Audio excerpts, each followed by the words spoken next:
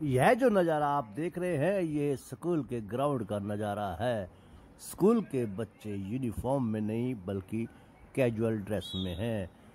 नज़ारा है ये पलवल के प्रमुख स्कूलों में से एक माउंट लिटेरा जी स्कूल में फन वीक शुरू हो चुका है और बच्चे पढ़ाई के झंझट से दूर खेल का आनंद लेने में जुटे हुए हैं। बच्चे भी छुट्टियों में घर रहने के बजाय स्कूल के फन वीक में हिस्सा लेने को तरजीह दे रहे हैं। फन वीक बच्चों का मेंटली स्ट्रेस दूर करने में सहायक सिद्ध हो रहे हैं क्योंकि बच्चा अपनी पसंद के अनुसार डांस खेल में हिस्सा ले रहा है। बच्चों का मन स्कूल में लग चुका है। नमस्कार, मैं हूं सतीश भूटानी। माउंट लिटरा स्कूल में मौजूद है। फन वीक स्टार्ट हो चुका है आज से। मेरे पीछे आप जो देख रहे हैं यहाँ पर अभी थोड़ी देर पहले गेम्स हुए। हम बात करेंगे स्कूल के स्पोर्ट्स इंचार्ज से। क्या नाम है? राजेंद्र डीपी। राजेंद्र जी, आज ये कार्यक्रम हुआ है, क्या क्या आइटम्स हुए आज? सर आज रेसेस हुई है, हमारी रिले रेस हुई है एंड दूसरी हुई है हमारी jump race, balloon race and 50 metres race. ये रेसेस हुई हैं और हमारी ऑल क्लास का टैग ऑफ बार हुआ है, सारी क्लासों का जो हमने किया है। और डांस चल रहा है यहाँ पे एंड डांस के सिवा म्यूजिक है, आर्ट एंड क्राफ्ट है। ये सारी फन वीक में आती है हमारी, जो आज से स्टार्ट हो गई है। काफ़ी समय बाद स्कूल खुले हैं, फिर स्कूल के पास खुलने के बाद छुट्टियां भी शुरू हो गई हैं, बट फन वीक शुरू हो गया आपका। एक सप्ताह तक स्कूल में रहेंगे बच्चे, रोज डेली आएंगे 3-4 घंटे के लिए। तो बच्चों का मन लग रहा क्या यहाँ पर आकर? बिल्कुल सर, बच्चे बहुत ही ज़्यादा हमारे एक्टिव हो रहे हैं, इसमें बहुत ज़्यादा पार्टिसिपेट कर रहे हैं। जो नहीं आ रहे थे वो भी अब आने लगे हैं। जो एक्टिविटीज होंगी उससे बेनिफिट क्या मिलेगा? बेनिफिट सर, सपोर्ट से हमारे बच्चे जो भूल गए थे उनको कुछ याद आएगा सारा, और मजबूत होंगे हमारे बच्चे स्पोर्ट्स के लिए। बाकी हम बच्चों को आगे भी भेजने की कोशिश करते हैं और हमारे बच्चे आर्चरी में आगे गए भी थे, जो हमारे नेशनल में मेडल लेके आए आर्चरी में। अब तक अगर आपने हमारे चैनल को सब्सक्राइब नहीं किया तो नीचे जो आप देख रहे हैं वैभव क्रांति न्यूज, इसको आप सब्सक्राइब कीजिएगा, फिर उसको लाइक कीजिए, फॉलो कीजिए और उसके बाद एक कमेंट करते हुए शेयर भी कीजिए। बहुत बहुत धन्यवाद। जय हिंद, जय भारत।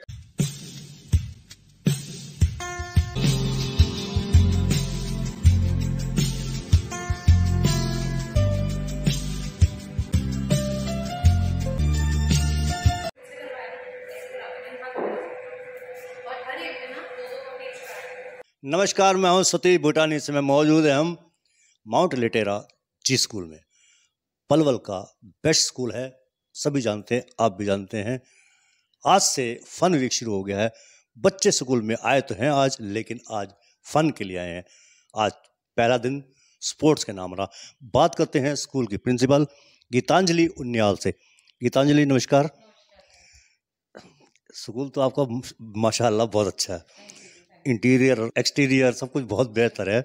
पढ़ाई का बताइए, पढ़ाई कैसी है आपके यहाँ?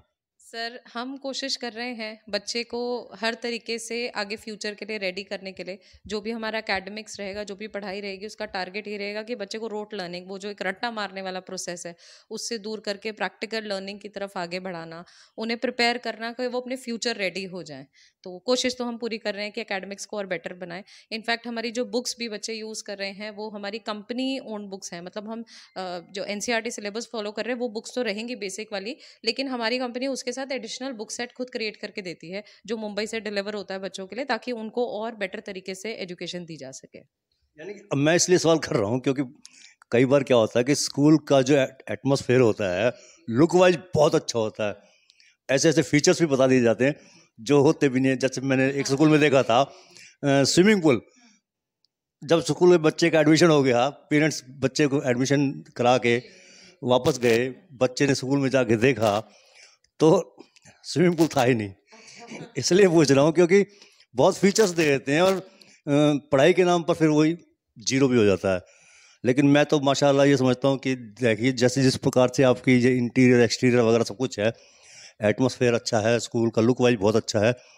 ये वजह क्या होती है कि ये इतना क्यों करना पड़ता है आप लोगों को? हाँ, ये सब कुछ। अच्छा, सर देखिए एक बच्चा जब स्कूल में आता है ना तो एक माहौल उसको चाहिए होता है। वो माहौल अच्छा देने के लिए हमें इंटीरियर और एक्सटीरियर दोनों पे काम करना पड़ता है। आपने बिल्कुल ठीक कहा कि अगर खाली एक्सटीरियर अच्छा होगा और क्लासरूम के अंदर जो एजुकेशन मिल रही है वो ठीक नहीं होगी, वो भी गलत है।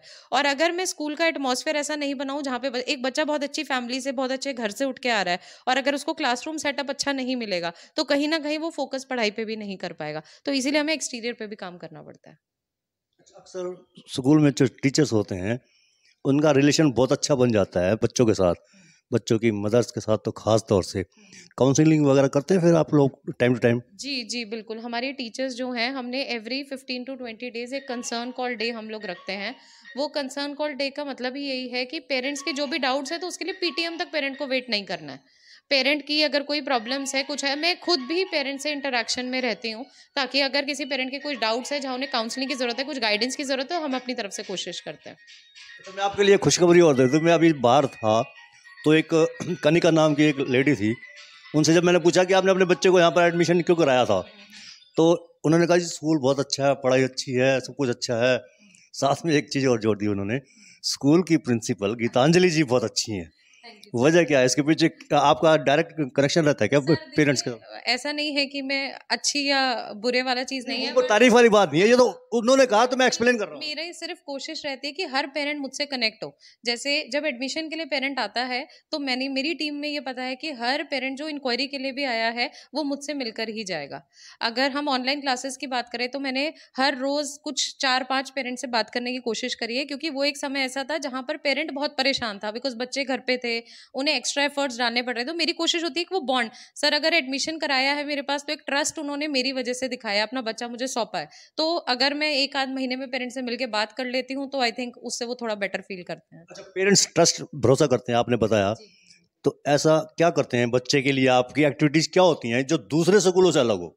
सर देखिए, हर स्कूल अपनी तरफ से बेस्ट कोशिश करता है बच्चों के लिए। जैसे मैं एक छोटा-सा एग्ज़ाम्पल देती हूँ, आपने अभी बोला हम फन वीक कर रहे हैं।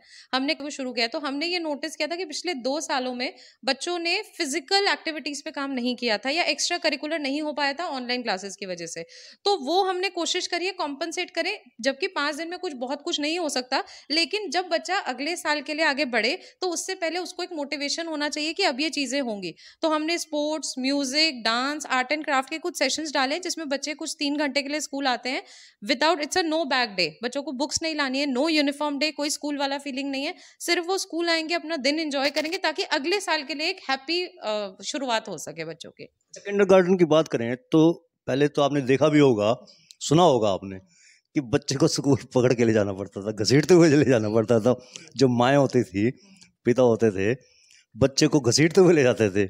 मीम्स में दिखाते हैं ऐसा, लेकिन क्या अब ऐसा उलट हो गया क्या कि बच्चा स्कूल जाने की जिद करता है? जी, एक्चुअली क्या होता है सर, अगर आज की डेट की मैं बात करूँ, तो हम ज़्यादा न्यूक्लियर फैमिलीज़ में हैं। तो बच्चे को घर में सिर्फ मम्मी और पापा 2 जने दिख रहे हैं। वो जब स्कूल आता है, तो उसको दिखता है कि यहाँ पर उसकी एज ग्रुप के इतने सारे बच्चे हैं। हम बच्चों को शाम को, हम सब बिज़ी हैं, हम बच्चों को शाम को पार्क नहीं ले जा पा रहे हैं, घुमाने नहीं ले जा पा रहे हैं। तो यहाँ उनको वो जो अपना एज ग्रुप मिलता है, वो फ़ैसिनेट करता है। उसके अलावा बच्चा स्कूल आया, उसको अपने पास एक लिमिटेड टॉयज़ होते हैं, स्विंग्स होते हैं। स्कूल में आके जो उसको फैसिलिटीज़ मिलती है, उससे बच्चा उसकी तरफ अट्रैक्ट होता है। अच्छा, कोरोना काल बीता, अब तो नहीं है, ना ही आए तो अच्छा है। हाँ। बहुत बुरा दौर रहा वो। ऑनलाइन क्लासेस में शुरू हो गई थी और अब स्कूल खुल गए तो ऑफलाइन क्लासेस शुरू हो गई हैं। ऑनलाइन क्लासेज और ऑफलाइन में क्या अंतर पाया आपने? सर बहुत बड़ा अंतर है। मैं खुद ये मानती हूँ, हमने पूरे साल मतलब क्लासेस रही हैं, चाहे ऑनलाइन रही या ऑफलाइन रही।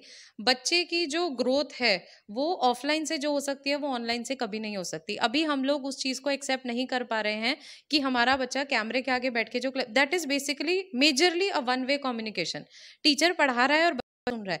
यहाँ पर टीचर और बच्चे का जब इंटरेक्शन होता है, जब बच्चा सामने बैठा होता है, टीचर को पता होता है कि बच्चा किस लेवल की चीज़ को समझ पा रहा है, या फेशियल एक्सप्रेशन से वो बता सकती है। समझ नहीं आया, वो उसको रिपीट करेगी। कहीं ना कहीं वो जो गैप्स हैं, वो ऑनलाइन में रहे हैं, जो ऑफलाइन में हम बच्चों के लिए फिल कर रहे हैं। तो डेफिनेटली वो एक 100% लर्निंग नहीं हुई है जो ऑनलाइन में हुई है, और ऑफलाइन में वो हो सकती थी। कोविड की जो गाइडलाइंस हैं, तो माउंट लिटेरा जी स्कूल की तरफ से क्या होता है? सुबह सुबह शुरुआत कैसे होती है आपकी? सर मॉर्निंग में हम लोग, एक तो पहले हमारा जो सैनिटाइजेशन वाला प्रोसेस है, तो अभी हम लोग जो क्लीनिंग और बेसिक सैनिटाइजेशन वो डेली बेसिस पे करवा रहे हैं।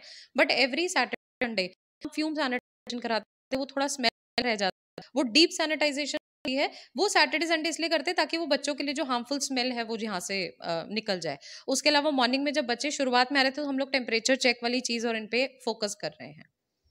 अच्छा, एक चीज़ और बताइए कि फन वीक शुरू हो गया, फन वीक में और क्या क्या एक्टिविटीज कराई जाएंगी? सर स्पोर्ट्स है, म्यूजिक है, डांस है, आर्ट एंड क्राफ्ट है, योगा है। बेसिकली अभी हम हर बच्चे को हर एक्टिविटी करा रहे हैं ताकि बच्चे का वो इंटरेस्ट जो है क्रिएट हो सके। कुछ बच्चे जो डांस में अच्छे हैं तो वो बोलते हैं हमें सिर्फ डांस में जाना है, बट हम मोटिवेट कर रहे हैं कि वो हर सेशन को चाहे 20 मिनट्स के लिए अटेंड करे ताकि अगले आने वाले सेशन में टीचर उस पर फोकस कर सके कि बच्चे का इंटरेस्ट किस में क्रिएट करना है और जिसमें वो अच्छा है उसको अपग्रेड कैसे करना है। पलवल के पेरेंट्स के लिए क्या कहेंगे आप? मैं सिर्फ यही कहूंगी कि कोविड के बाद आपके बच्चे सुरक्षित हैं, ठीक हैं, स्वस्थ हैं, ये हमारे लिए सबसे बड़ी ब्लेसिंग है। हम इससे खुश हैं कि हमारे स्कूल का हर बच्चा आज सेफ है। आगे हम सबको मिलकर इसके लिए मेहनत करनी है एंड हम सबको मेंटली प्रिपेयर्ड रहना है कि हम एक्स्ट्रा एफर्ट्स डाल के बच्चों पे मेहनत करेंगे। तो मेरी टीम इसके लिए पूरी तैयार है, जो भी बच्चे हमारे साथ कनेक्टेड हैं। तो पढ़ाई पर किस प्रकार से फोकस रहता है आपको? सर हम लोग 2 तरीके से लर्निंग देते हैं, एक बुक्स के थ्रू हम देते हैं और एक हम डिजिटल लर्निंग देते हैं। तो बेसिकली जब टीचर्स जो क्लास में पढ़ा रहे हैं वो एज एन असाइनमेंट जब घर जा रहा है तो पेरेंट के पास वो फोन में एक ऐप के थ्रू भी जा रहा है।